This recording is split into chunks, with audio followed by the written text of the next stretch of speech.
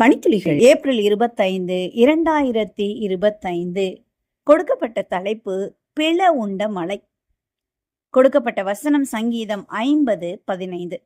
ஆபத்து காலத்தில் என்னை நோக்கி கூப்பிடு, நான் உன்னை விடுவிப்பேன், நீ என்னை மகிமைப்படுத்துவாய்.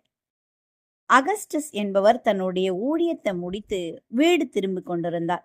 மாலை நேரத்துல ஒரு அடர்ந்த காட்டு வழியாக தன் வீடு நோக்கி நடந்து கொண்டிருந்தார்.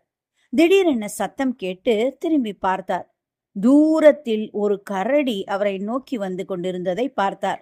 சற்று வேகமாக நடக்கலானார். சிறிது நேரம் கழித்து திரும்பி பார்த்தார். அந்த கரடியும் அவரையே நோக்கி வந்து கொண்டிருந்தது. சற்றே பயம் தொற்றிக் கொண்டது. ஜெபத்தோடு இன்னும் வேகமாக நடந்தார். இன்னமும் அவரையே நோக்கி அந்த கரடியும் வேகமாக வந்து கொண்டிருந்தது. ஓட ஆரம்பித்தார்.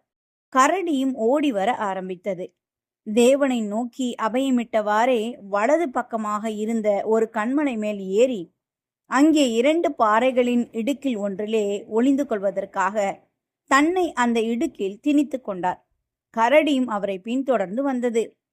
கரடியினால் அந்த இடுக்கில் நுழைய முடியவில்லை. இங்கும் அங்குமாக நடந்து கொண்டிருந்தது. ஜெபத்தோடே அந்த இடுக்கில் ஒளிந்து கொண்டே கரடியின் நடமாட்டத்தை கவனித்தார். இரவு முழுக்க அந்த பாறையின் ஒளிப்பீடத்தை கழித்து காலை பொழுதில் அந்த கரடி அங்கிருந்து சென்று விட்டிருப்பதை ஊர்ஜிதம் செய்த பின் வெளியே வந்தார். தன் வீட்டுக்கு சென்ற அவர் தேவன் தன்னை எவ்வளவாய் கரடியிடமிருந்து காப்பாற்றினார் என்பதை உணர்ந்து பிள உண்ட மலையே புகலிடம் தாருமே என்ற பாடலை எழுதினார். ஆம், நமது துன்ப நேரத்தில் இக்கட்டு காலத்திலும் தேவன் நமக்கு கண்மலையாய் இருந்து நம்மை காப்பாற்றுகிறார். அந்த கண்மலையை நம்பி நாம் அடைக்கலம் புகும்போது தேவன் நம்மை சாத்தானின் கரத்திலிருந்து நம்மை காப்பாற்றுகிறார். இந்த உலகம் சாத்தானின் சூழ்ச்சி வலையில் அகப்பட்டு கொண்டிருக்கிறது. நாம் எடுத்து வைக்கின்ற ஒவ்வொரு அடியையும் சாத்தானும் அவன் தூதர்களும் கவனித்து கொண்டே இருக்கிறார்கள்.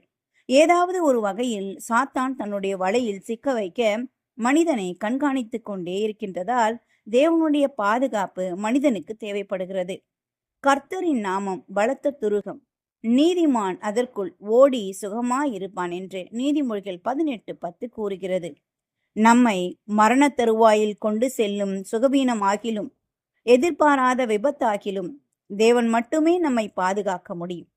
தேவன் தாமே நமது கண்மலையாயிருந்து நமக்கு நேரிடும் ஆபத்துக்களிலிருந்து நமக்கு பாதுகாவலை கொடுக்கிறார்.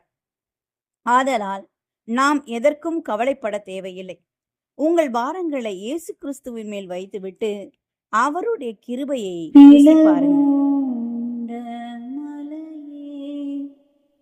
புகலிடம் தாருமே, பக்கப்பட்ட காயமும் பாய்ந்த நீர் வெள்ளமும் பாவதோஷம் யாவையும் நீ கும்பரியரலும் கண்ணினீத்தம் சொரிந்தோம் தொய்யாதவம் புரிந்தோம் பாவம் நீந்த மாட்டாதே நீரே மீட்பரிசுவே உம்மை நேத்தம் அடியேன் தஞ்சமென்று சாருவேன் நிழல் போன்ற வாழ்விலே கண்ணை மூடும் சாவிலே வருகையில் வாதை வரும் வேளையில் பிளவுண்ட மலையே புகலிடம் தாருமே.